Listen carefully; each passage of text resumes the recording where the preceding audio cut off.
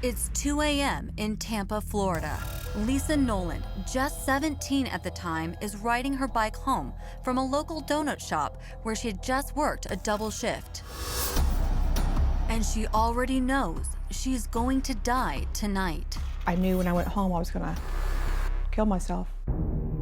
Lisa just can't take it anymore. I lived a horrific home life from the age 2 until the age of 17.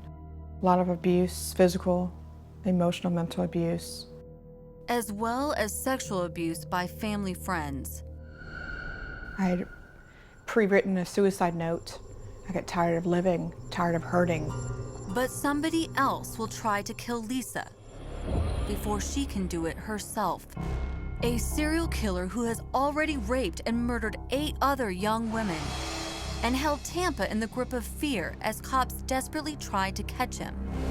But the serial killings are not even on her mind as Lisa rides along the dark streets of suburban Tampa and turns into a parking lot to take a shortcut. Next thing I was just yanked off my bicycle, horrifically, just so forceful. Knocked the breath out of me. Lisa starts screaming, and then I felt the barrel of a gun to my left temple. I remember him putting a blindfold on my face. her attacker throws her in his car. What happens next? I was ordered to take all my clothes off. He ties me up, ligatures on my wrists, ankles. But Lisa thinks fast. I don't know what made me do this, but I tightened my jaw. So if he did tie the blindfold too tight, when I released my jaw, the muscles, it would make the blindfold loose. It worked. Lisa can still see, and she takes note of every little detail as her abductor drives her through the streets of Tampa. Everything that I saw, hear, touch, smell, taste, whatever, I would just store it in my memory bank. In case if I did get out of this alive, I can go to the police with some very important information to get him caught. She has no idea she's fallen prey to the serial killer Tampa police are hunting. Total stranger in the darkness. And suddenly, the girl who is going to kill herself desperately wants to live. I just wised up. I didn't speak to him unless he spoke to me. I had to give him a sense of control, at the same time manipulate him to get my life back. When he finally stops the car, Lisa can see through the blindfold as she's dragged to the front door of an apartment complex. He opens the door, he's left-handed. Lisa even counts the number of steps she climbs, 19, to get to his apartment on the second floor. And she sees something else when he turns the light on. He had very short brown hair. That might be important down the road. Right. Then he drags her to a bed for what will be 26 hours of sexual abuse and terror. For hours and hours, he repeatedly raped me.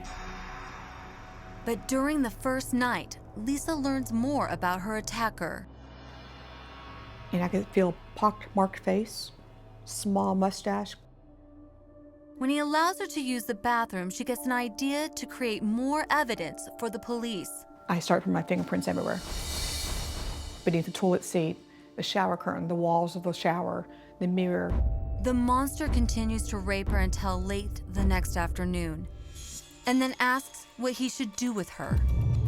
I said, listen, I can be your girlfriend. We don't have to tell anybody how we met. We can make up this nice, elaborate story, and I won't hurt you, I can promise you that. You seem like a pretty nice guy. Whatever he was doing to me, I had to show he had control and that I respected him, no matter what. One slip, and I would have been dead. Late that night, he lets her dress before throwing Lisa back in the car, and there is hope. He tells me, I know you're gonna go to the police. He wanted me to describe him as somebody other than what I thought he might have been. Different color, he's short, he's fat. I said, okay. And he hugs me. I had to give him some story about if he killed me. I had a very sick father at home. I was the only one taking care of him. Then, the words Lisa was praying to hear. He told me, it's because of your father. I'm gonna let you live. And he lets her out of the car and drives away. I took my blindfold off, and the first thing I saw was this beautiful oak tree.